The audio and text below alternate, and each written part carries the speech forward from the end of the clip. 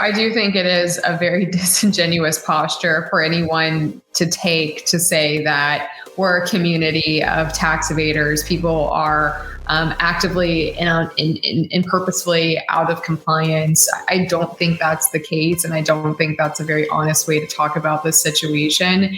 The IRS has not provided guidance to our community, at least comprehensive guidance, since 2014, the first time the IRS weighed in on Bitcoin and digital assets was in 2014, when they said for tax purposes they would be treated as property.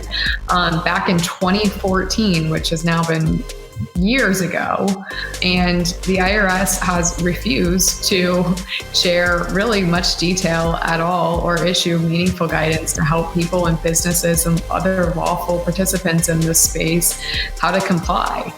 So I don't think that's fair to say. I think a lot of this is political posturing, how the whole crypto industry is now funding this massive and a huge part of the infrastructure bill is quite unbelievable to me. I don't think this is an appropriate process. I think the IRS should have provided this guidance a long time ago when people asked for it. And if they did, I don't think we would be in this situation today.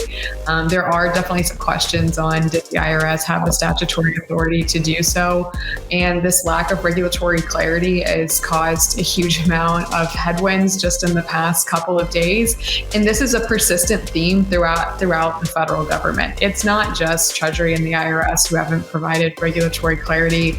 We've had this issue with the SEC, the Securities and Exchange Commission too, where there's a lot of confusion and just questions open about which tokens are within the SEC's jurisdiction and which ones are not.